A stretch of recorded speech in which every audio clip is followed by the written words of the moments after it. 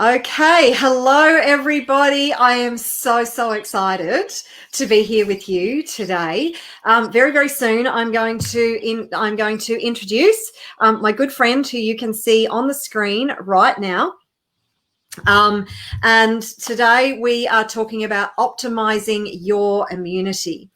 So Dr. Benji Trenkner, my good friend on the screen, is an acupuncturist and herbalist who has been specializing in immunity and autoimmunity for the past 15 years in his private clinic in Melbourne, Australia. Now, you're not in Melbourne, Australia right now, are you, Dr. Benji?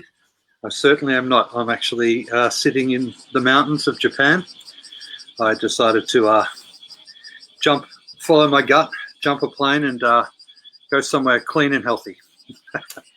What a wise move. And I guess a lot of Victorians would be very envious of you right now, sitting on the lake there, having a lovely time in the tranquility of the hills and the mountains.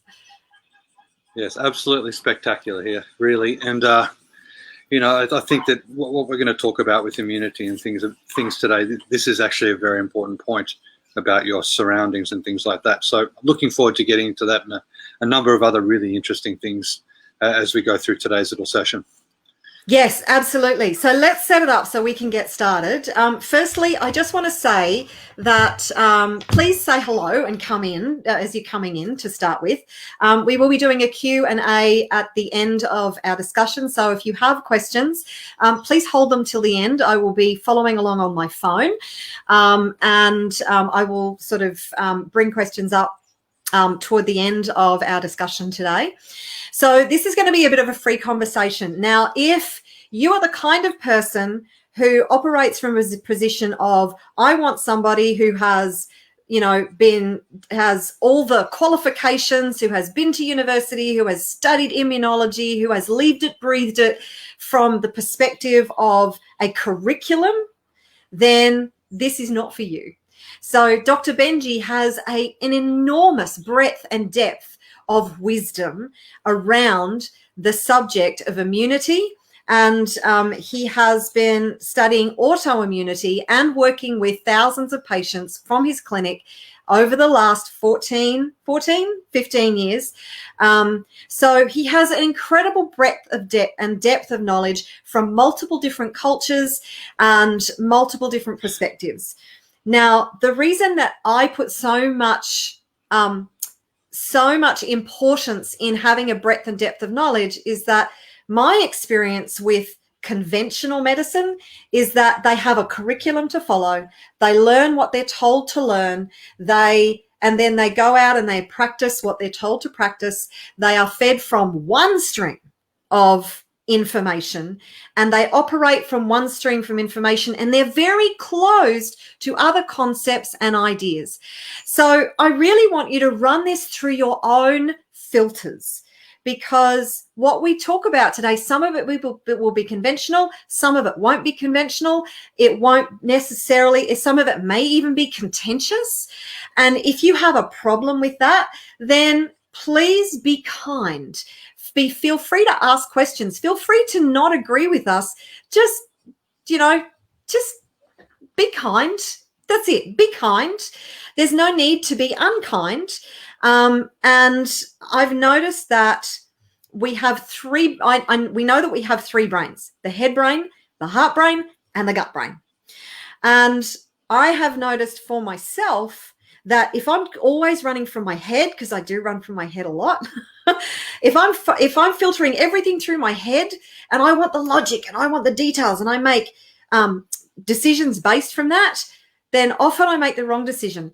However, if I run with my gut brain, so anything that has the capacity to learn and has a neurology, and the heart and the gut actually has neurology and sends messages back to the brain, when I run with my gut, then it never steers me wrong. So I run every piece of information that I listen to now, I run it through my gut.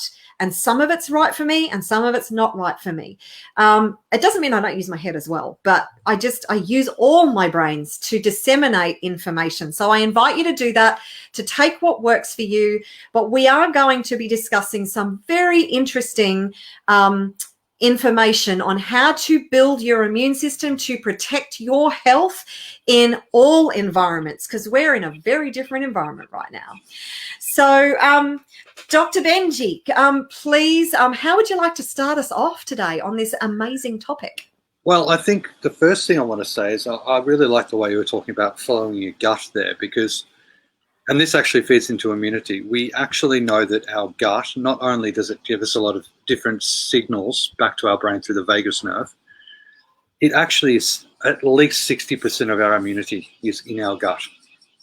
And I think that's a really lovely jumping off point, because we often think when we're trying to improve our immunity, we need to do all these external things to improve immunity. But actually, the very, very beginning of immunity and a strong immune system actually starts with looking at how you're feeling in yourself first. Because we know that the vagus nerve, its communication through the gut and the brain, we know that when that's out of balance, we actually set up a negative feedback. So we start to have negative thoughts, which then starts to affect our gut. And we've actually discovered over multiple, both scientific and just anecdotal evidence through clinical practice that, depressed, sad, angry people tend to have poor gut health.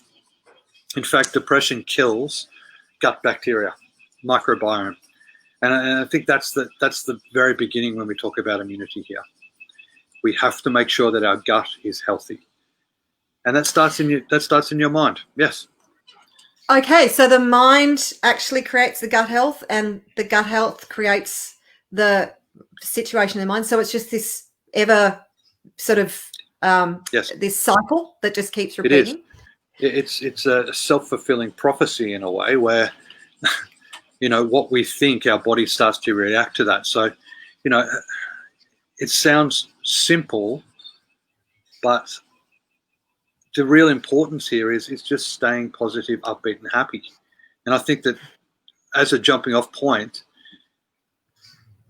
what's happening with our world at the moment, it's very much the opposite of this. A lot of people are sort of, they're behind doors. They're not interacting with people the way they normally would. They're starting to almost, what's that old saying? An idle mind is the devil's playground. Because there's not that interaction with other people, people's immunity is dropping because that negative feedback in the body is actually causing the microbiome, which is our good bacteria in our gut, to basically die off, for want of a better term. Mm. So yeah, I'd love to talk more about that, in that the interaction that we normally have with each other that is being limited right now, and the fact that we are being forced to social distance and to self-isolate. Now, just because we're self-isolating, we are very, very fortunate we have technology that means we don't have to socially isolate. We can actually interact. But, my understanding is that I'm a very tactile person. So not being able to hug and touch, and the fact that the human touch can be so healing, and that communication and community connection that we have is being taken away from us. How is that affecting us mentally and physically right now? Well, yeah, definitely mentally. We can understand that it's really detrimental on our system from that emotional sense. But the touch part, this is actually a really interesting thing. When you hug someone for 20 seconds, you release oxytocin. Oxytocin, I'm buzzing as I say the word, it's effectively the love drug. And oxytocin has been shown to reduce blood pressure, increase immunity. They've even noticed that when you can trigger your system to express oxytocin over and over again, we actually start to rewire our brain. Wow. We've got this neuroplasticity in our mind. So the more of this oxytocin feeling we have, the more our brain wires to be positive. We're seeing the opposite now. We're not releasing the oxytocin. We're sitting at home. We're putting on our Netflix potentially. And now we're not getting oxytocin. In fact, we're probably getting the opposite. The other really interesting thing about this isolation and not having that physical touch is we're now sitting at home and paying attention to news sources and things like that. A study was done, I read about it last year, it was probably older than this. They discovered that the physical hormonal effect of watching war on TV is exactly the same as being in a war zone yourself. Whoa. We have the same release of these same stress chemicals, free radicals, DNA damage, just from experiencing the emotion of seeing the thing. So the isolation is definitely creating, a lower immune system. Yeah, absolutely. Absolutely. So what do you think we should be doing instead? So there are certain things that there are, legal implications to not following directions. What can we do to actually help to build our immune system with this current situation? Yeah, well, I mean, and that's the thing. We're starting to get some of these, that physical sense has really been taken away. Like you said, that legal implication of that, having to wear masks, not being able to basically bounce off each other's emotions. I mean, that's the other thing. If you have a look at the media today, there are so many people wearing masks on television now. So now we're not having that connection. We're not having that release of the right hormones and chemicals in our brain. And that actually isolates us more, which then creates that internal dialogue more, which then destroys the gut bacteria. So what we need to try to look at is things that we could potentially take ourselves. And I'll go to doing that first, and then I'll actually loop back into what we can then do for the mind as well. But we'll go to the things we can do, maybe supplement wise or things like that, to get us through this time and raise that immunity. And what we're talking about at the moment, I just wanted to frame this earlier as well. We're talking about a situation in the world at the moment which has happened multiple times before, because it's the cycle of things. Coronaviruses are 450 million years old. Coronaviruses are found in every animal on the planet. Yeah. And they just tend to come and go as time goes on. So this, although it's spreading faster than we would normally think, I do believe that we've seen this type of thing before, and we've had strategies for thousands of years to combat this by improving our own immunity. And I just want to reinforce that, because our immune system is built to evolve and built to build based on information that it receives. So whilst in the short term it may seem catastrophic, we are actually built for this. Our bodies, so long as our bodies are supported, it is built to take in information. It's a supercomputer. It can take in the information and go, shit, I haven't encountered this before. Damn, I need to put some things in place. And so long as it's given the proper support, it can actually build this immunity, and our immune system then evolves to a whole other level that if we restrict that evolution, then there's other stuff that's going to come along that we're not going to be prepared for either. That's 100% correct. I think that, if we don't allow ourselves to be exposed to, actually, there's a really lovely word for this. It's called hormesis. And hormesis is when we subject the body to a stressor. And it is imperative in our evolution to be exposed to stress. That sounds crazy, because everything we're told is avoid stress. And there are definitely stresses you want to avoid. A great example I heard the other day is, if you step on a snail, he's dead. That's a big stress. Whereas if that snail is allowed to live in an environment that's a little bit drier, then he's going to actually step up and start different processes in his body to be able to deal with those different stresses.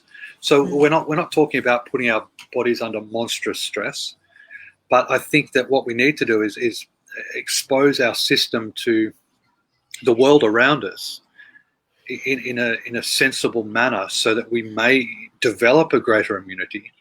a greater connection, a greater awareness to how our body is. I think that one thing that's often quite dangerous in people's minds is they think that illness is a negative thing.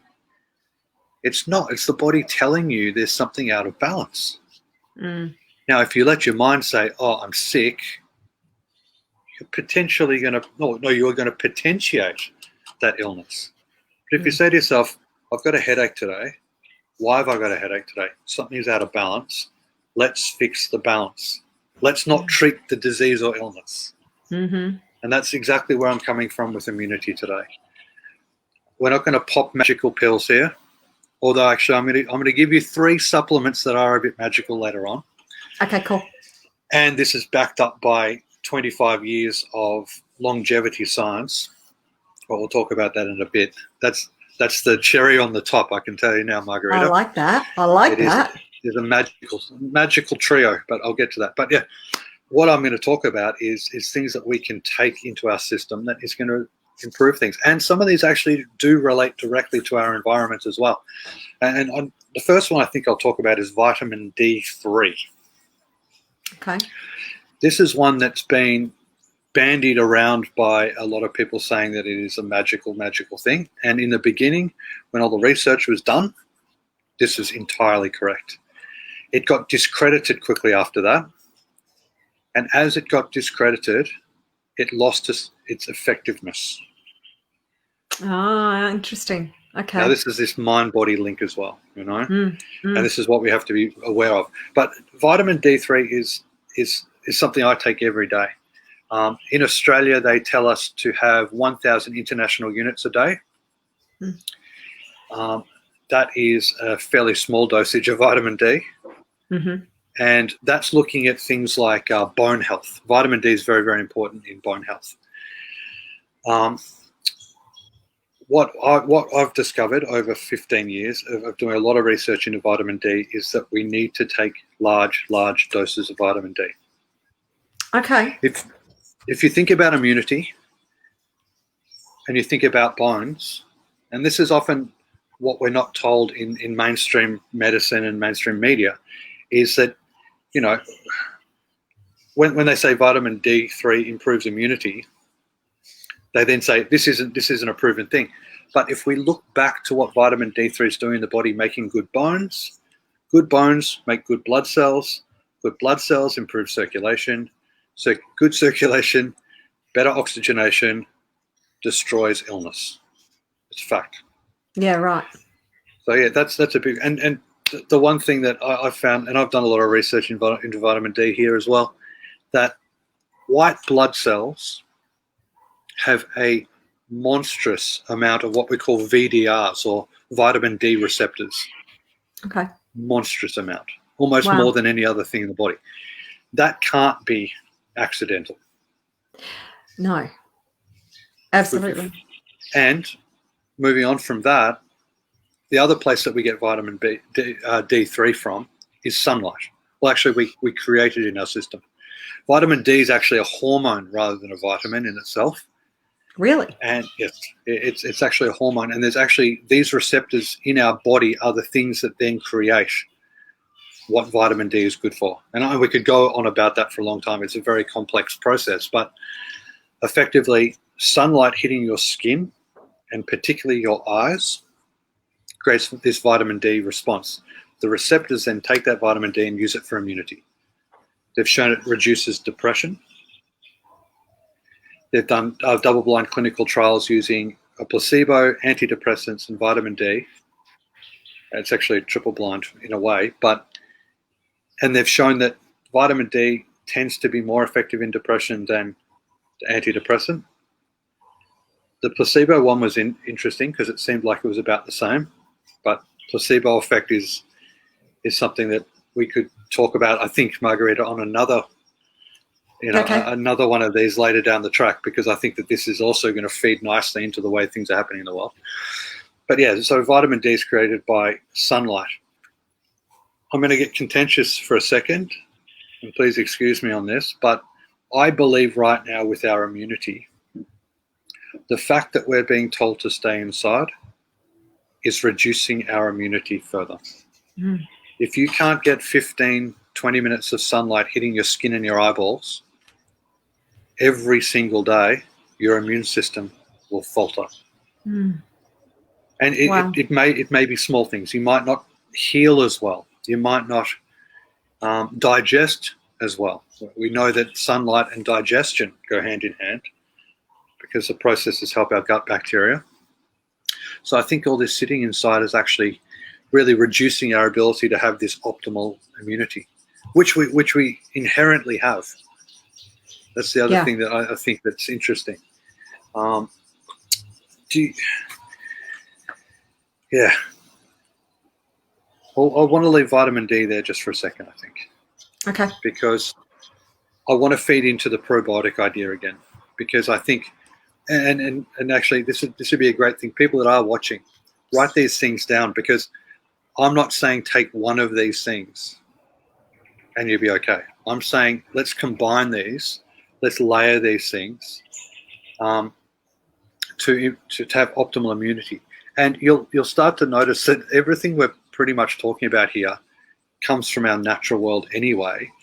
And when we were more connected to our surroundings, we were getting these things naturally. We were getting sunlight all day, every day. Mm.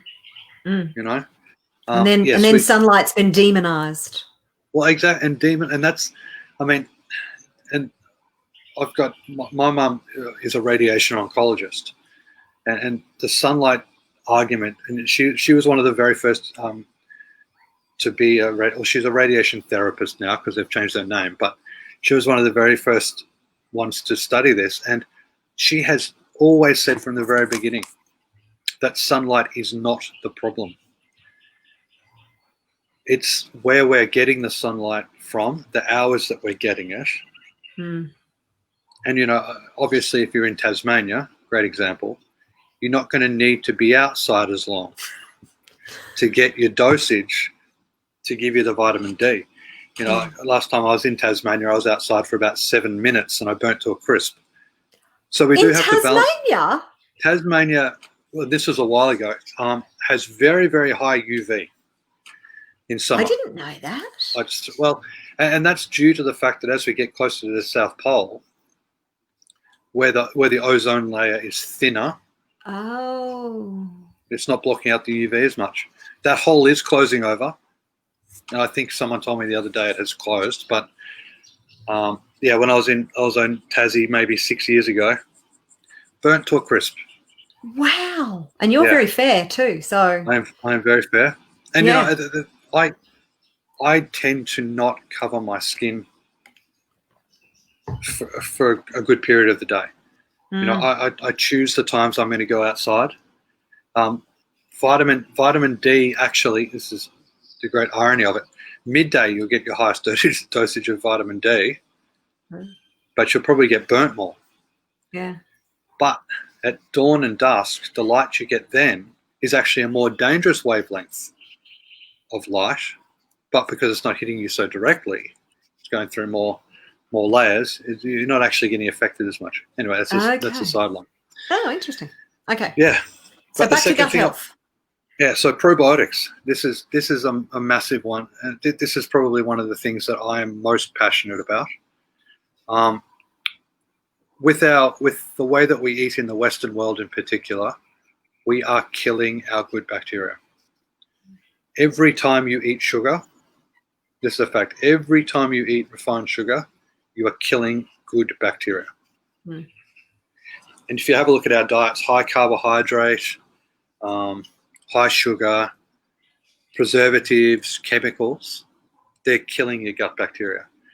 And because of this, actually, there's a good statistic. America's nearly wiped out over 80% of their good bacteria through poor diet and something that sounds counterintuitive, particularly in the world we're in today, but antibacterial hand wash.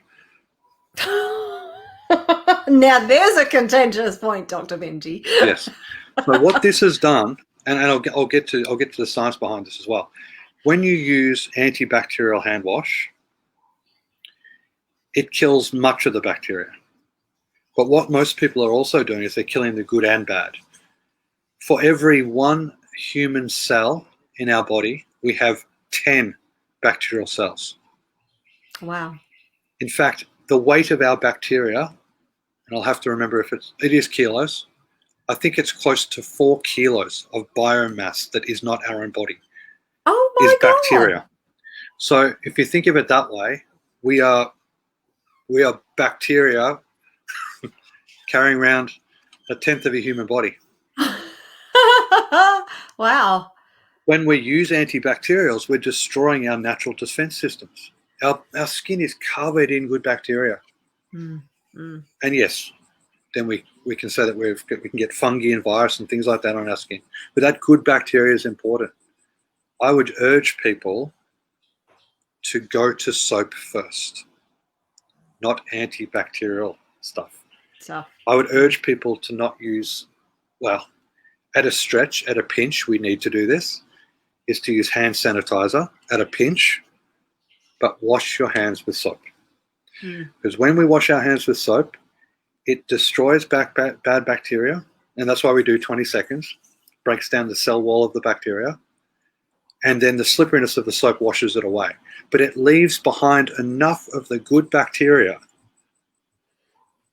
to protect our body. Now, the viruses are similar. Viruses are what we call sublife. They don't contain all the genetic material they need. They contain a big long strand of depending on the virus, RNA, which is the building blocks of DNA, or DNA. And it needs to plug into our own to do that. Soap destroys the walls of viruses. Soap, basic soap. And that's what we should probably be looking at. So that's going back to this bacterial balance we have in our body. Because we're not getting it in our food in the Western world, we need to start taking it as a supplement. Or we need to start looking at our foods and putting some fermentation in there. Sauerkraut, kimchi. I can promise you that those 2 things have saved millions of people worldwide from death because they're promoting good bacteria in their body and improving their immunity. That's Japan, why the Germans are so resilient. I would definitely say that when we look at traditional cuisine, that's what's keeping us alive. And, we've got modern day cuisine now where we're mixing all these sugars and refined things. There's no balance anymore. There's no good bacteria. And it's causing us all the problems. Japan has taken this. I'm addicted to kombucha. Kombucha is one of the greatest things. We've got kombucha, we've got kefir, sauerkraut, kimchi. Over here in Japan, they eat a lot of fermented fish. It's disgusting. Okay, then. In fact, where I am right now, it's famous for its fermented fish. It's like eating ammonia and, but Ew. And it's a very humid area here where there's a lot of infection. But because they have so much of this fermented food, their gut bacteria is so strong that it fights infection. Okay. The Japanese have taken it even further. I'm not affiliated with this product at all, but here we go. This is R1. This is a strain of bacteria. I can go to the convenience store and purchase this, and it kills influenza virus. No way. Yeah, it's called an exopolysaccharide that it creates this bacteria, and these exopolysaccharides increase natural killer cells in the body. And the job of a natural killer cell is to go around and find anything that shouldn't be there and destroy it. Wow. And this comes from it's a lactobacillus. It's a milk bacteria. Yeah. So it's the basic thing, but people in Japan take this every day. I would say that it's one of the reasons why the rate of infections over here is so low. Wow. So that's interesting. And I would, because there are people who are going, oh, I can go and buy Yakult. Why is Yakult not a good idea? Yakult's a really interesting one. So Yakult's good for gut health, that particular bacteria. That was actually developed in Japan, interesting enough, by Dr. Shirota. Yakult's sugar, unfortunately. what they've done is they've put a beautiful bacteria and suspended it in sugar, which I think says more about the Western palate than anything else. You know, we're looking for sugary, sweet, carbohydrate-y things. It's got to be palatable for us to actually. They had to do that for the Western world because otherwise we wouldn't take it. Yeah. But as you said, you know, sugar is such a demon within the body. What is that doing to the actual effect of the gut bacteria that we're trying to replace? Yeah, exactly. So this particular one here, my camera. This is sugar-free. They do have a sugar version. Does it? It tastes like yogurt. Oh, does it? It tastes like good, clean yogurt. It's actually, well, if it wasn't good for me, I'd still drink it. That's a good way of putting it. But, you know, they do have a sugared version of this to try to get the younger generation to take it. Because the older generation loves this one. In fact, this sells out of the shelves here every day. Every day it sells out. Wow. I have to get up early to get it around where I am because everyone's taking it. And I would, you know, the cases of illness around here are minute. There's an opportunity, Benji. You need to become a distributor for that stuff in Australia. Oh, no, you're frozen. Come back to me, Dr. Benji. Wait a minute. It's frozen. Internet unstable. Come back. Don't drop out on me now. It's just getting really interesting. Crystal, I'll go through and say hi to some people. Hi, Rita, Jackie, Crystal, great to have you here. Liquid hand wash. We'll wait for Dr. Benji. I believe that hand wash is soap. So I would recommend, I would suggest that hand wash is definitely just as effective because it's the same basis. It's just in a liquid format. So yes, Rita, followed your gut. Good for you, Rita. Oh, Dr. Benji's coming back in. All right, I will remove that one and I will bring, there we are. Hello, we just had a little tremor here. Oh, because you were awake at 3 o'clock this morning with an earthquake, weren't you? Yeah, so there's just a little tremor there, and I just wondered if it knocked, because we've got really stable internet here, but I feel like it just knocked things around a bit. Thankfully, I got back on. You're back. Hello. Yes. So right. Crystal was just asking, what about liquid hand wash? Is it as good as soap? Well, as long as it's got a soap base, 100%. A lot of these soap-free hand washes probably not as effective. They're causing the skin to become slippery, which is part of why soap does its job. But the actual compounds of just your basic soap is really, really important because it's got basically the pH destroys the outside of the bacterial cell walls and viral walls.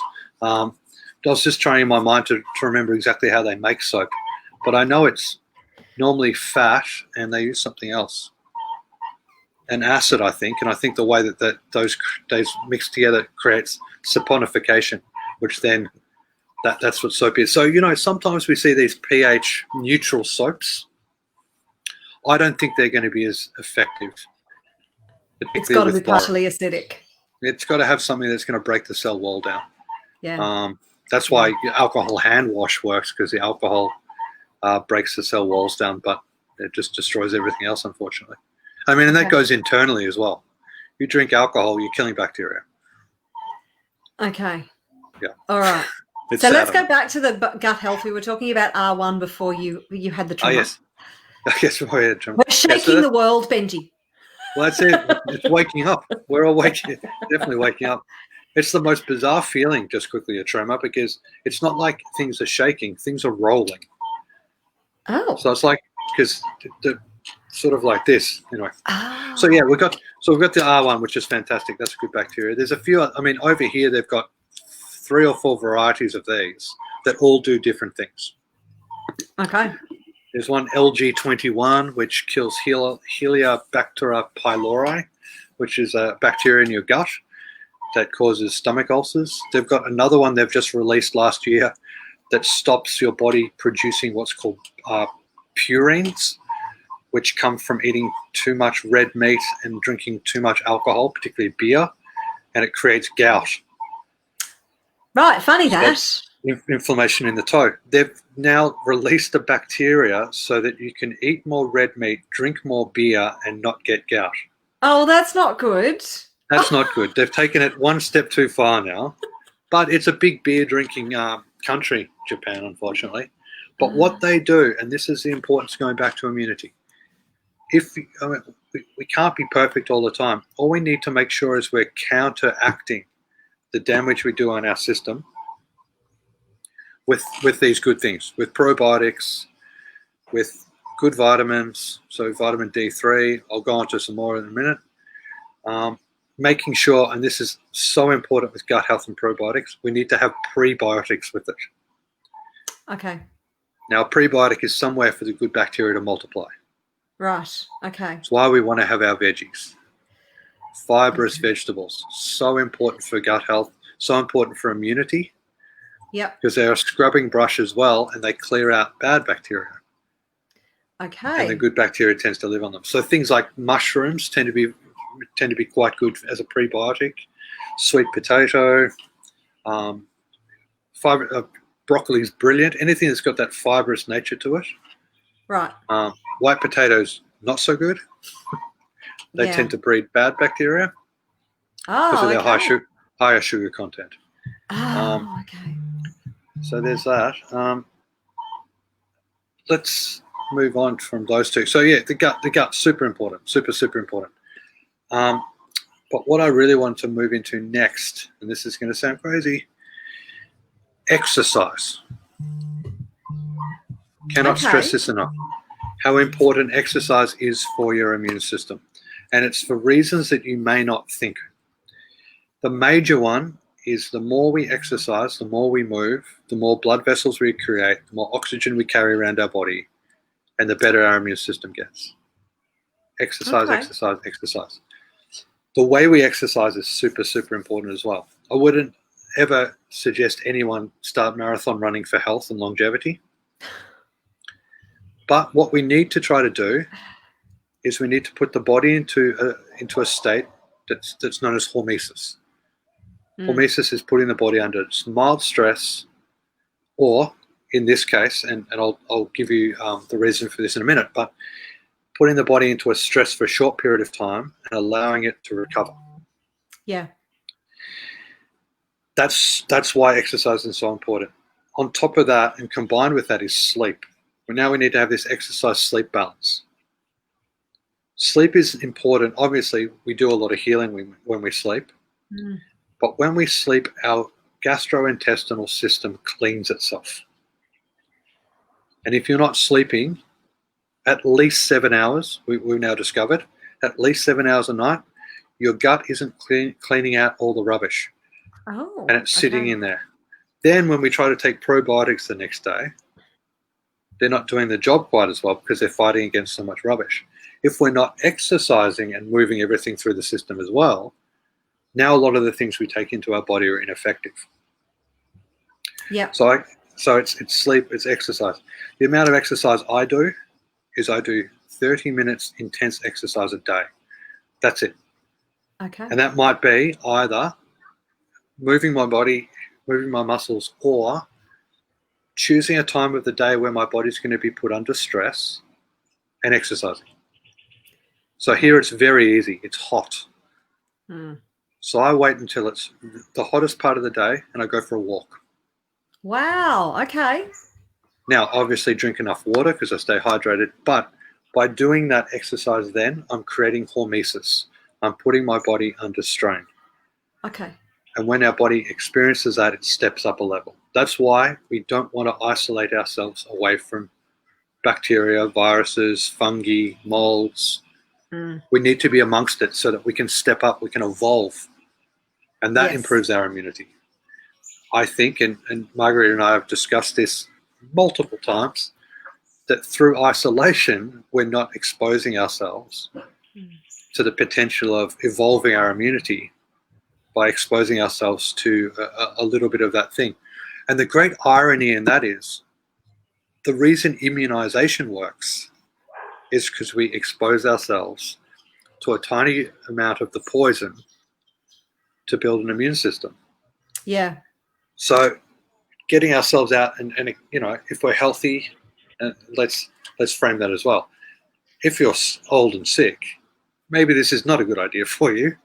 But if you're young, fit, and healthy, exposing yourself to these things that are going to cause your immune system to step up is probably the most important thing.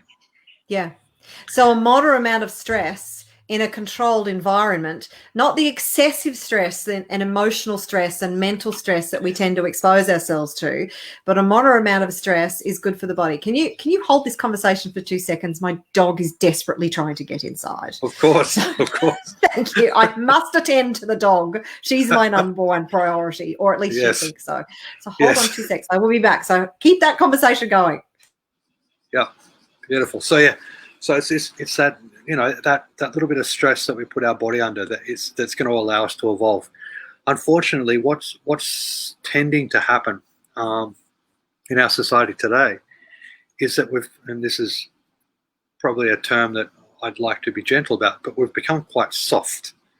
We're not allowing ourselves to step up and to be exposed to multiple bacterium.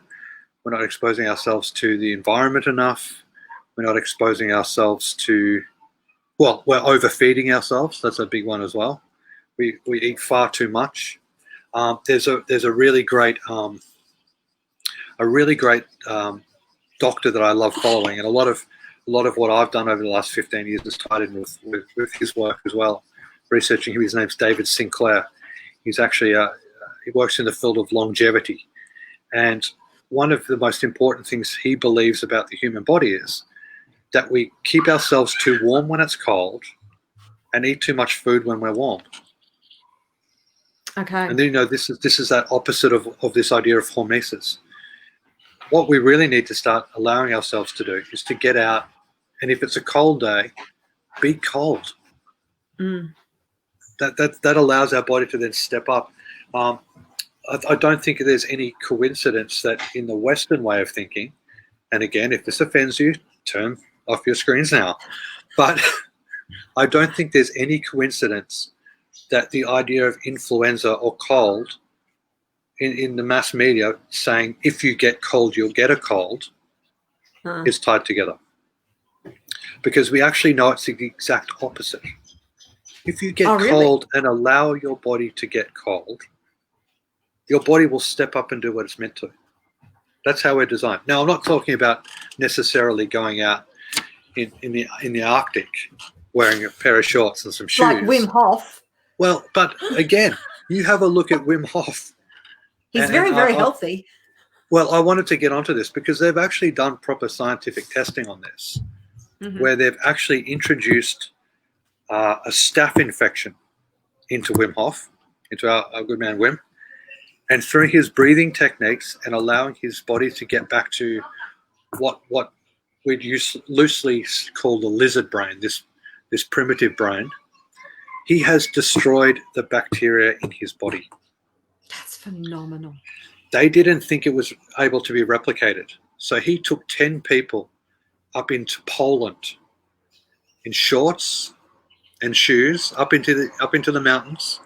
They actually got stopped by, the story goes, they got stopped by some guards up there who thought they were hallucinating because there's 10 people walking through the mountains in just shorts. But they took these 10 people into a hospital setting, completely controlled, and proved you could replicate this idea.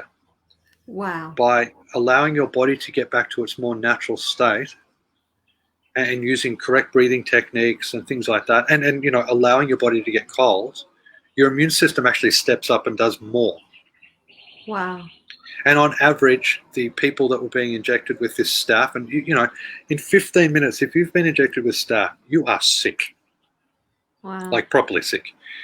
They were beating this in 10 minutes or so. They were beating the infection in their blood. That's phenomenal. And I think that our bodies are so intelligent when we give it the opportunity to use that intelligence, isn't it? Well, 100%. And, you know, if you have a look at the animal world, animals don't tend to get afflicted by the same things as much as we do, because I think, you know, by not having, and this goes back to our mind-body link, you know, not having your mind kicking in, your consciousness, and saying you're sick, then the body naturally beats what it's trying to beat anyway. And maybe there was something true about, you know, that idea of just be, you know, just work through it, just keep moving through it. That may have a lot to do with a strong immune system. I think there's something in that. So yeah, so putting the body under strain, hormesis, super important. And I recommend, and I try to do it as much as I can, although I can't get cold water out of my shower here because it's so warm. But having that idea of having a cold shower and then having a hot shower, and maybe turning it on and off a few times, just to allow the body to have to do this thing. My dad, he was a phys ed teacher, AFL footballer. He used to call it capillary gymnastics. So getting your circulation to open up and close down again. And by doing this, you actually start to create more blood vessels in the body. You increase the oxygenation in your body, which oxygen's quite a nice antioxidant. Hydrogen's better, but oxygen's not too bad as well. And if you allow that oxygen to circulate through your system more, your immune system rises. When we talk about cancer, just quickly, and this is contentious, and some people get upset by this, that's wonderful. Cancer hates oxygen. It doesn't tend to grow where there's oxygenation and blood flow. It tends to be tucked away in areas that don't have that. If you then add sugar, going back to the gut health idea, if you add these sugars that create inflammation and give these cells that are not working correctly something to feed on, now we're dropping our immune system, and now we're starting to create more disharmony, disease in the body, in the form of cancer this time. So yeah, oxygenation, get your body cold, get your body hot, get your body cold, get your body hot, works beautifully. This doctor I love, David Sinclair, he does that once a week for 1 hour.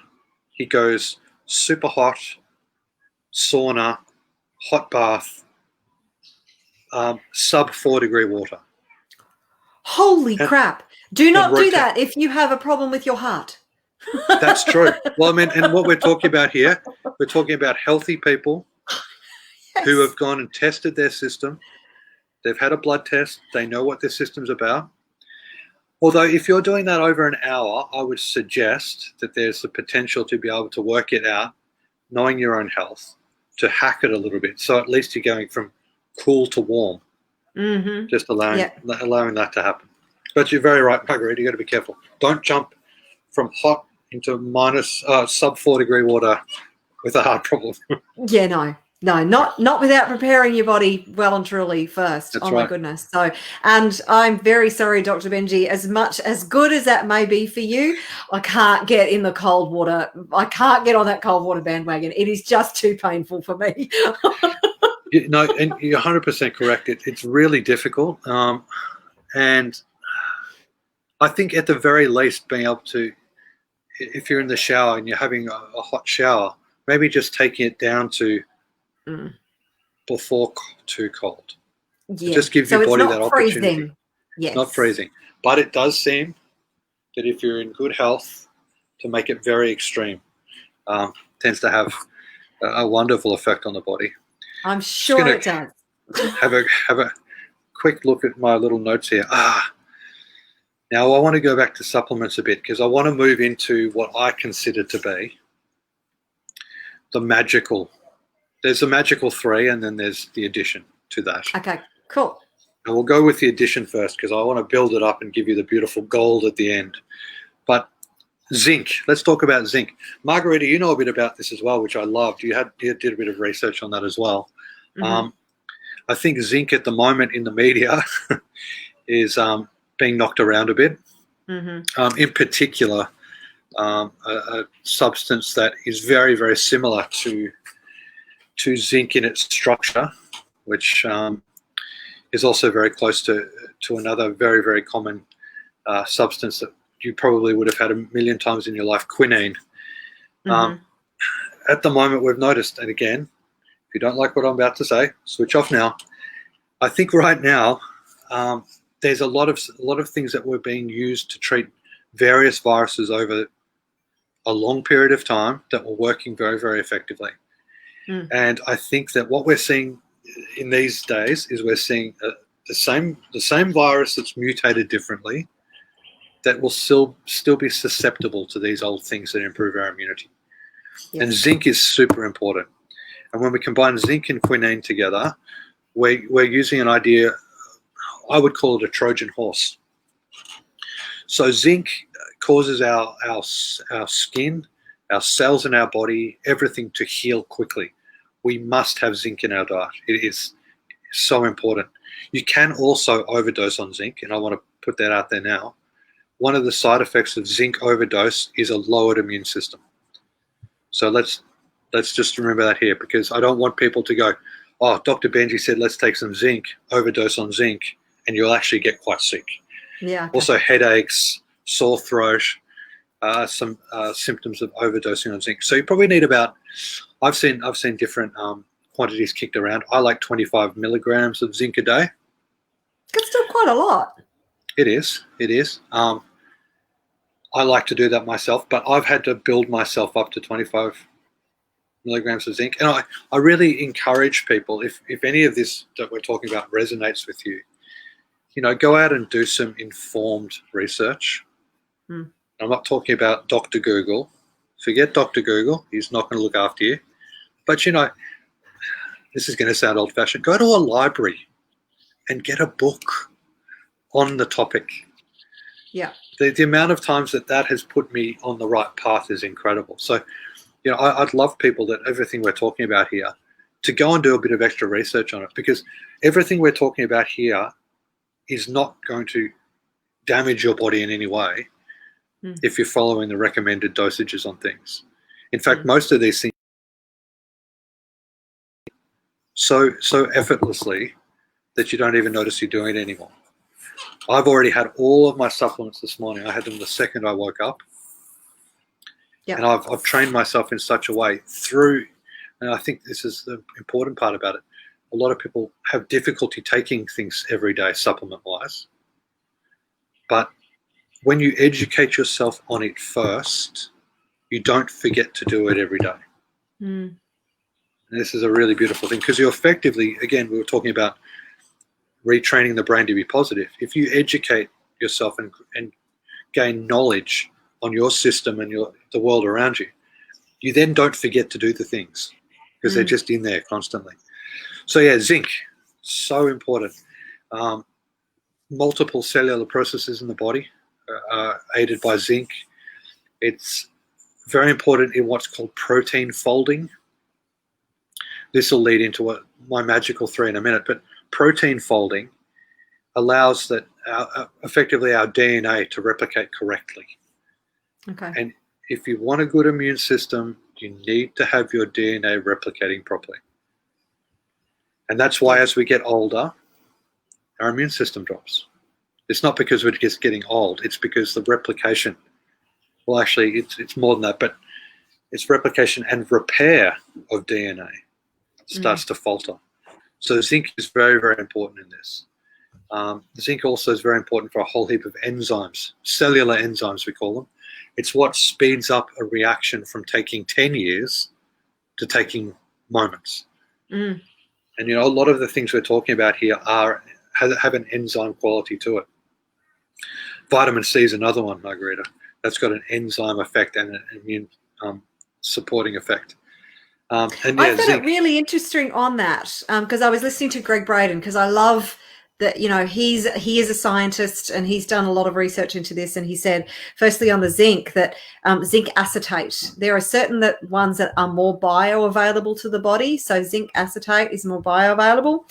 But he also said, this is just a little aside, because I found it really interesting in that, because the human body does not produce vitamin C. He said, however, there is an exception, pregnant women.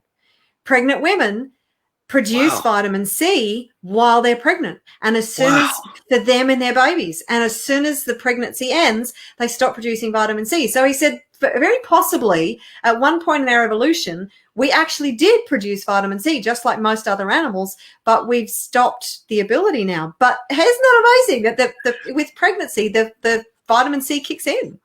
That's so fascinating. I actually, in my clinic, in my what I do, obviously immunity, autoimmunity, but the other thing I specialize in is fertility and women's health. I did not know that about vitamin C. Well, do your research, because I don't know what Greg Braden's source is, but no, but I think that's fantastic. I mean, this is the really interesting thing about when we go back to immunity is our body actually has the ability to effectively rebuild itself forever. Wow. But what tends to happen is there's a few things that are happening in our body as we age that reduce in their numbers. But we've still got that spark in there. And I would think, and I think we'll see more and more of this as time goes on, that the more we learn about our system, things like producing vitamin C naturally in our body, I have no doubt that we will work that out again. You know, this sort of conversation really does lead into what I consider the 3 golden supplements to take into the system. You know, it leads into this because the body has every single thing in its immune system and its ability to repair to effectively, if you did the right thing, live forever, or at least live for 200 years. Yep. You know, whales live for 200 years because they've been around for so long. That's just the way it is. You know, 45 million years is the oldest whale, they think. And they're an apex predator, so they don't have to worry about anything getting them. Yes, very true. Yeah, except maybe giant squid and humans. And you have to think about humans. We haven't been apex for very long, really. In the scheme of things, no. In the scheme of things, no. So we've all started from the same place, and that's where this last bit moves into. And I want to try to make this as what was the good advice I got given when I first started practicing? I need to try to explain this in a way that's easy, because this isn't easy. But effectively, if we remember a couple of little ideas with these 3 supplements and immunity, we will all basically be so much better off for it. The first one I want to talk about, and I'll tell you where to get. We should somewhere, if you're interested in knowing where to get these things. I'm not affiliated at all with any of them. There's no particular brands I like. I will start a movement on them. I want to start a movement. I want people to start doing this because it is easy to take these things and it will make a difference. So the first one is called resveratrol. I've heard of that. What is it? Resveratrol is, it was considered to be an antioxidant for a long time. It comes from the skins of red grapes. In particular, red wine. That's where I've heard of it. Yes, red wine. And in particular, the Pinot Noir grape has more of it. But there's another plant called Japanese knotweed. Japanese knotweed has the most resveratrol out of anything. Resveratrol is the plants produce it to stop them from being attacked by pests. So it's a stress chemical, which goes back to this idea of this hormesis idea of putting your body under a bit of stress. When the plant is stressed, it produces resveratrol. Resveratrol has an effect in the body of being able to help your genes replicate correctly. Wow. And help turn malfunctioning genes off and turn good genes on. The old idea of our genetics, this starts to get pretty crazy, and I love it. The old idea was our DNA was hardwired, our genes were hardwired. But this is not the case. What our body does is it responds to its environment and changes the way that these particular expressions of genes come out in the body. Mm. It's the movement is called epigenetics. Oh, I love epigenetics. Yes, well, the science behind epigenetics is interesting because DNA, these double strands of DNA that we've all seen pictures of, with all the little genes, and there's 4 different types, and they combine together to make whatever. On top of that, we've got things called epigenomes, and epigenomes are involved with the repair of our system.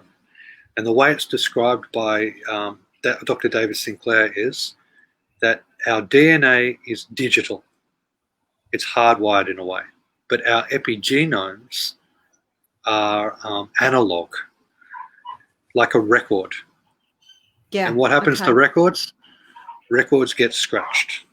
And that's why we don't live for a long time. And that's why our immunity drops.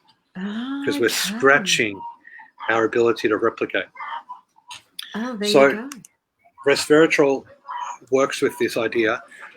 We've got these little things in our body, and David Sinclair calls them Pac-Men because they snip things off, snip bad stuff off, allow things to replicate properly. Sirtuins. And sirtuins. Wait a minute. Can you repeat that? You've just come in and out a little bit there. Can you repeat that last bit? So the Pac-Men. So yeah, little Pac-Men. They bite off the bad things.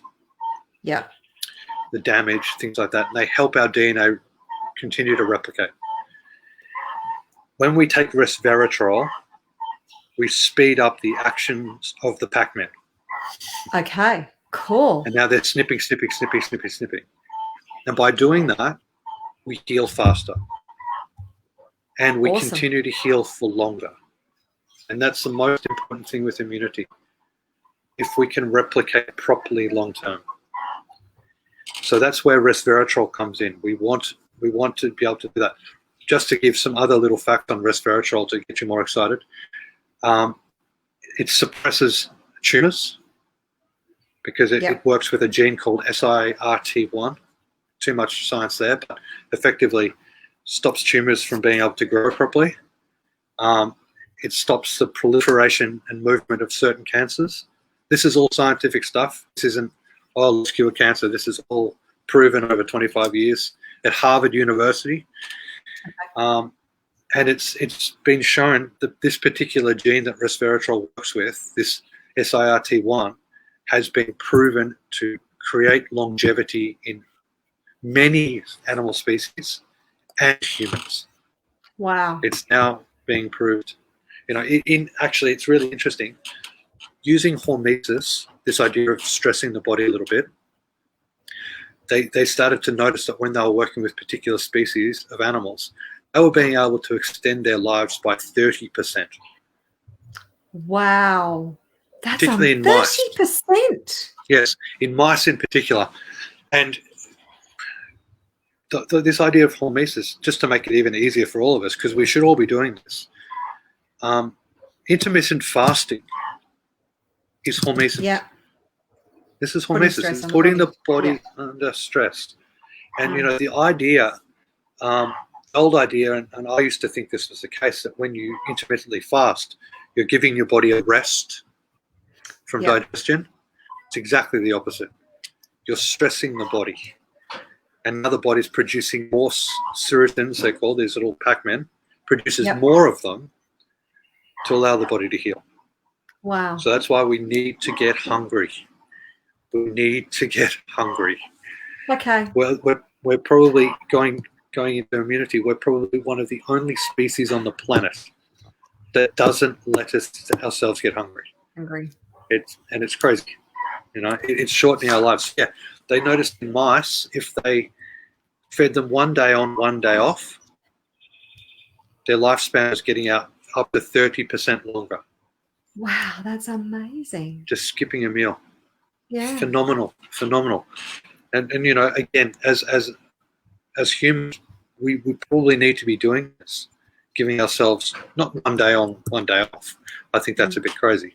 But I think you need to give yourself a couple of days of the week where you let yourself get hungry. Or at least skip. this idea of breakfast being the most important meal of the day, I think that that's probably not correct. I think that that's got more to do with selling cereal.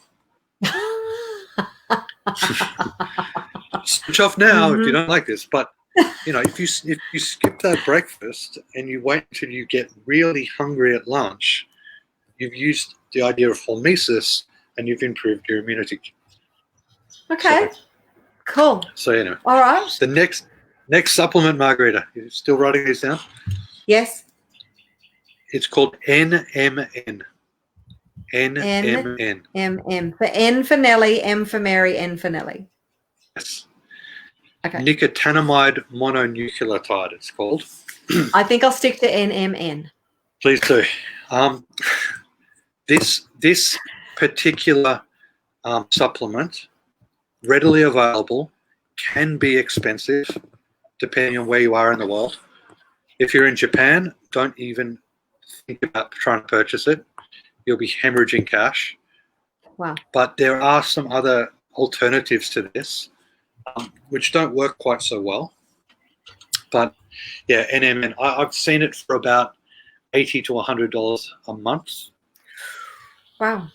So it's up there, but it has been shown that it turns old mice into young, thin, healthy mice.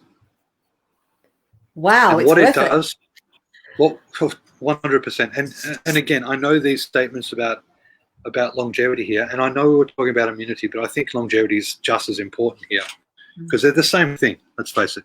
Great immune system, live longer. If we can just live longer, we're going to have a great immune system anyway.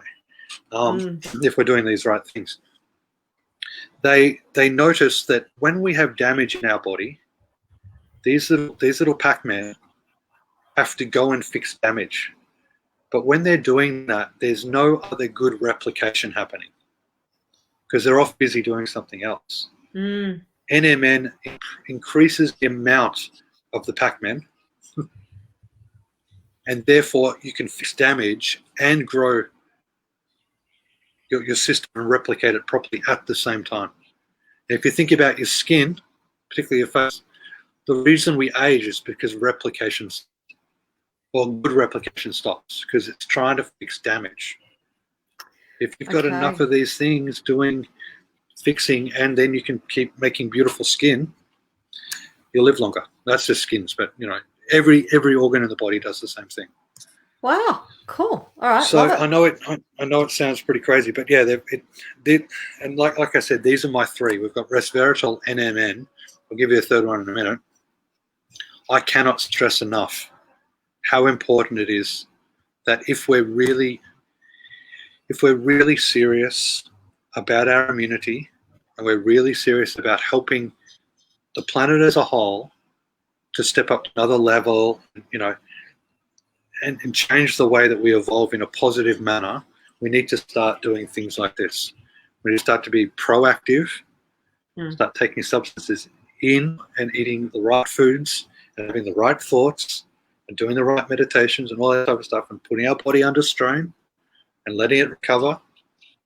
And that's the way that we're going to move forward through these times, I believe. This is imperative.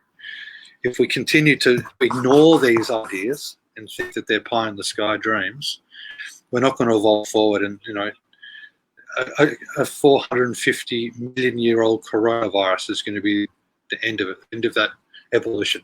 Again, contentious, but let's push this forward. That's why we're here. So yeah, quickly with NMN, I just want to give you some other little pointers on it. Couldn't remember them all because it just keeps going.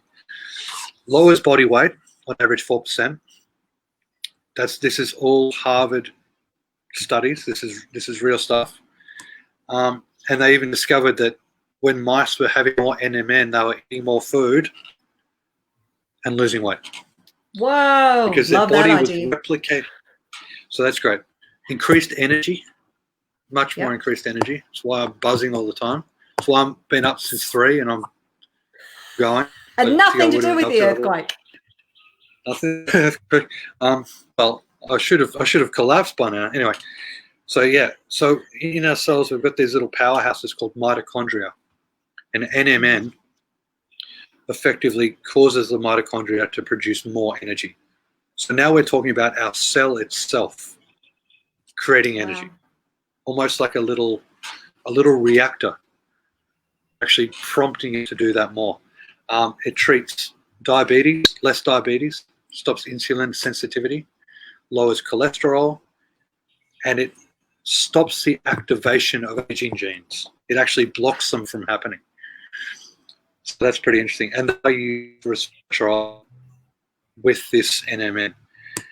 The third one, there's so many. Oh man, it just keeps going. Better immune system function. Like they noticed that they were giving mice cancer, and I know that's a terrible thing to experiment on mice and things. I don't like it, and they were giving them NMN, and the body was just destroying the cells, the cancer cells. So I don't know. It sounds out there, but so that works. This third magical thing is called berberine. berberine. Berberine. Okay. This is something that we find in a lot of different herbal medicines. Chinese herbal medicine's got heaps of them. It's a bitter compound. It's found in, I'd say I can, off the top of my head, I could roll off 20 herbs, but I won't. But berberine works in a similar manner to a drug called metformin. Metformin is used to treat diabetes. Okay. Metformin has been used for a long time to treat diabetes, and because we know how the body reacts to it, it's quite a safe drug to keep keep tethered that diabetes 2 problem we have and keep insulin levels nice and flat. But berberine is a nice natural way that we can get metformin, unless you know a GP who's happy to give you metformin when you don't have diabetes. And there are now in Australia, there is a big push now for longevity medicine clinics. Really? So we're actually now able to, yes. I think in the next 5 to 10 years, we're going to see some insane things happening with longevity. It was 2012, a Japanese doctor here, obviously I'm in Japan, he effectively turned back the age of a cell. He reversed it back to day one using this technology. Yes. Now, if you reverse a cell back to day one, that's not a good idea because now it doesn't know what it is. Because each cell has a program and tells itself to do things. But he's done that. In the next 5 to 10 years, we will see our cells be able to be reversed. They've started to treat. So there's an interesting, and this is why, and this will go back to as well. This is why we can't be afraid of viruses, because on one hand, a virus can be something that causes our body to become diseased, out of balance. But on the other hand, we've, through the history of our evolution, used viruses to heal. And it's because we step up immune-wise, but scientists have taken it further. They're now using viruses to be able to package things and heal our body.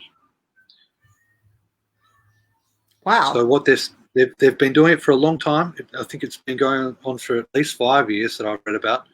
They've been able to heal eyes by injecting the eye with a virus.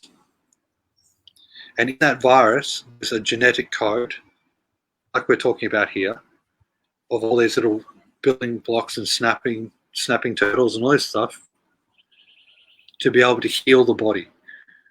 So, and I wanted to sort of leave this at the end because I think we need to change our mindset around illness.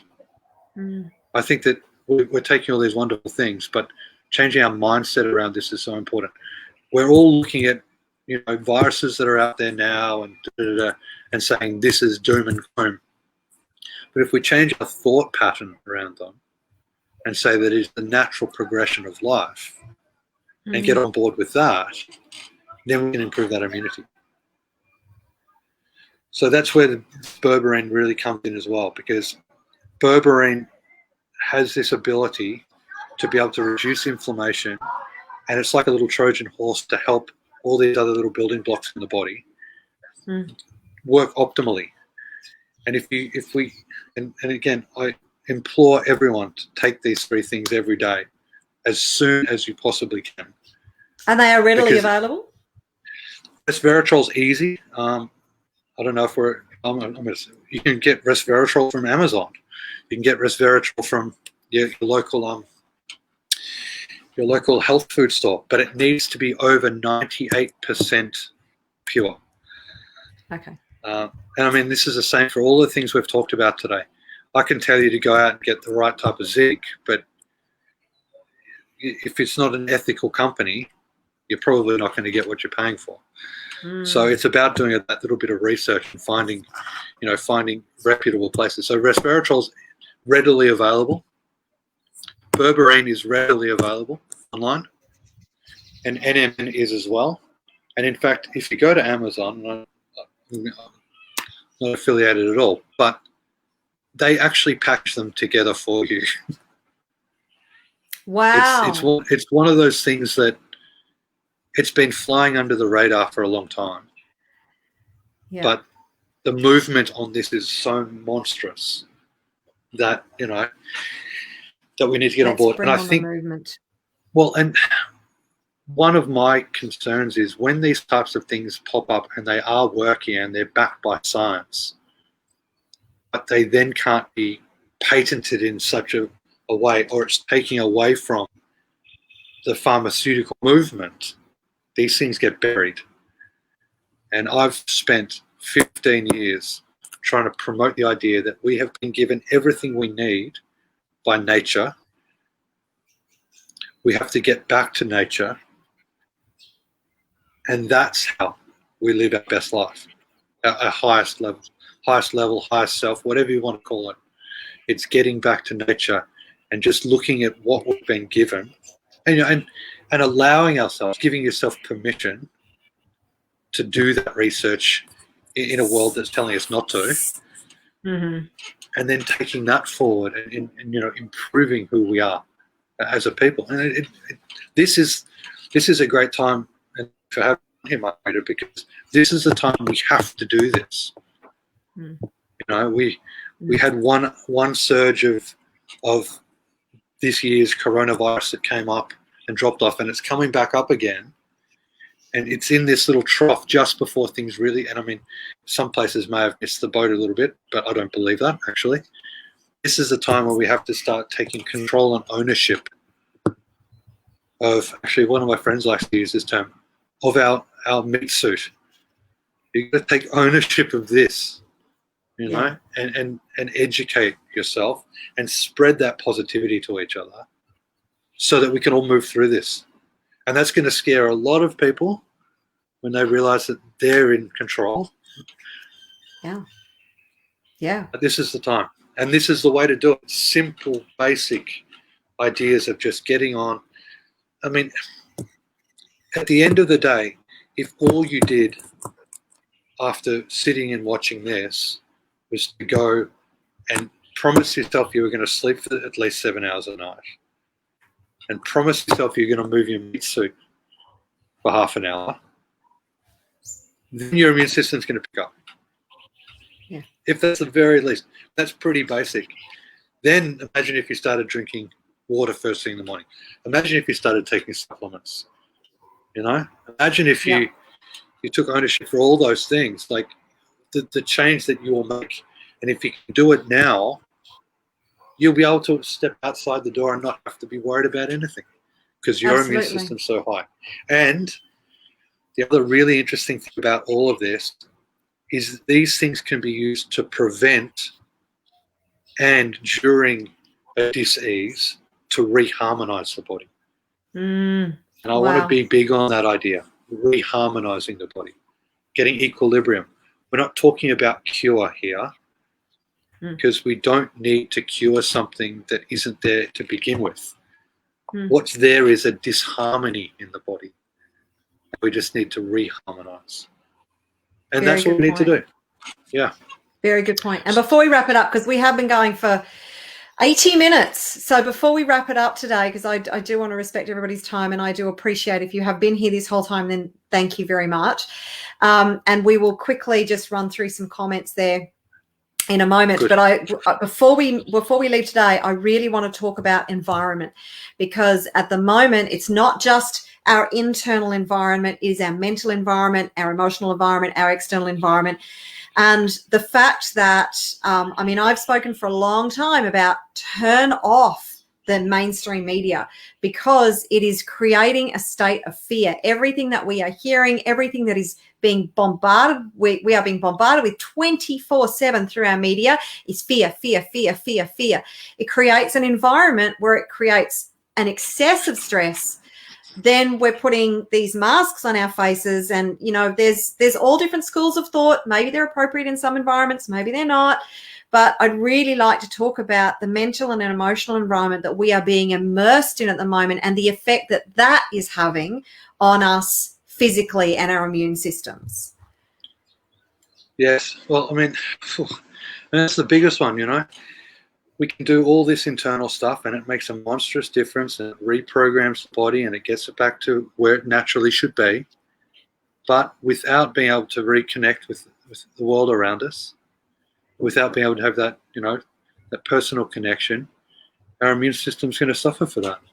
And what we're seeing today, contentious issue, like you said, but nothing surer that when we become disassociated from each other, we lose harmony.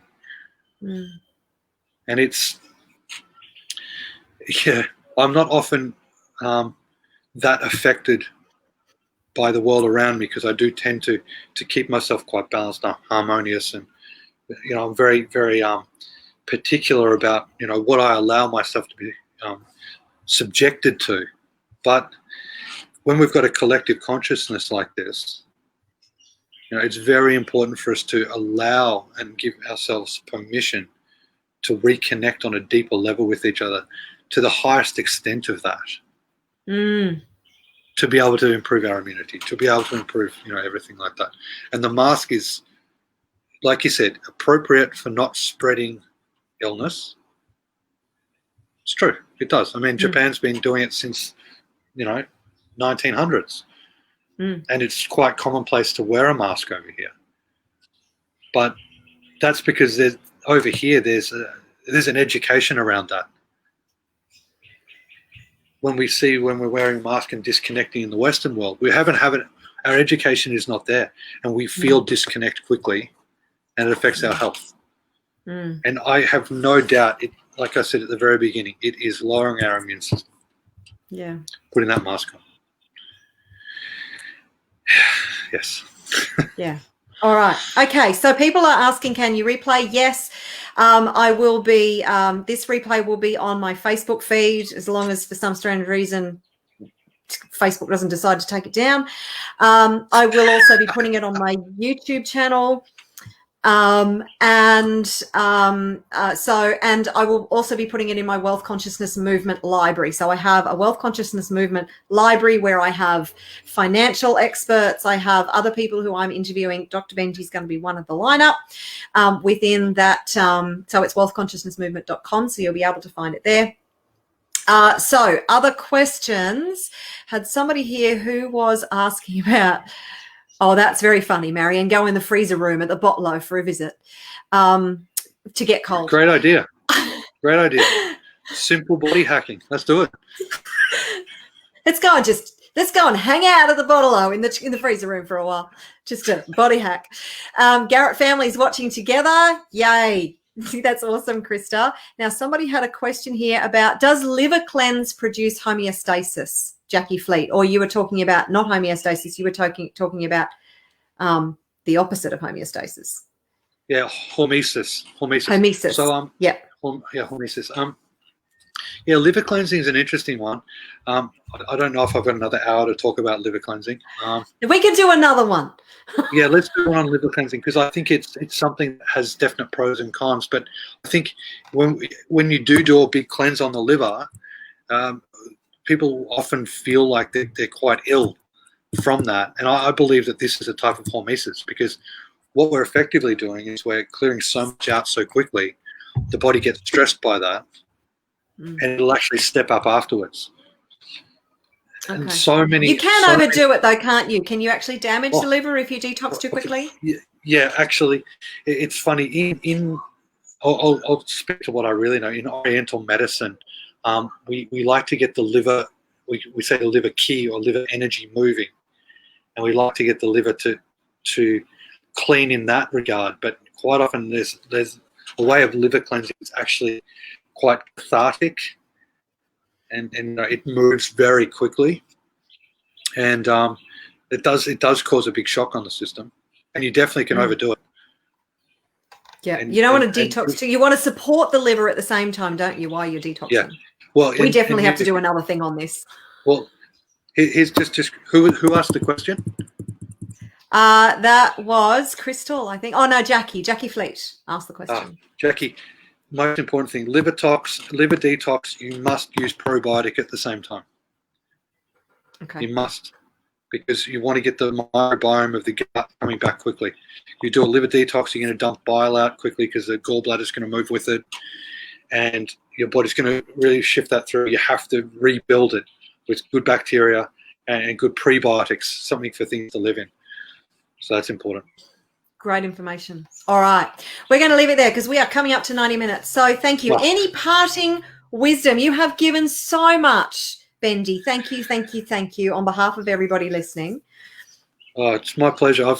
This is my passion. This is my love. I think that, again, we all have an opportunity here to step up, be really, really powerful individuals, and then a powerful collective. And definitely, we need to reconnect on a deeper level. But the first step to that is actually getting yourself balanced first, getting your immunity high. We need everyone on the earth longer that's thinking this way. So let's improve our longevity, and then we can come together and educate each other about this. And like I said, it's not difficult. If anyone has any questions or anything, I'm more than happy if they go to my Facebook page, go to Dr. Benji. Just search that. I'm the only one, I think. I'll put the link in the comments. Oh, great. I'm happy to answer any questions you've got, because my professor in Japan here, first thing he told me was, you must educate each other first. Everything else comes second. Okay. Educate first. And if we all have knowledge, we can do whatever we want. Absolutely. Love it, love it, love it. Thank you so much. There's a lot of appreciation coming in for you. So I will put the link to Dr. Benji's page in below. And Dr. Benji, you are actually doing consultations from Japan, aren't you? I am. I'm doing consultations from Japan. So again, if you're interested in having a consult, don't go to Dr. Benji page. You'll have to go to my other Facebook page, which is Heal with Dr. Benji. All right. I'll put both links in the comments. Yes. All right. You are awesome, my friend. Love you loads. Thank you so much for being here. Thank you for having me. Everybody. It's been an absolute pleasure. And I think we will have to get you back for some more very juicy topics. Beautiful. Let's do it. All right. Love it. Bye, everybody.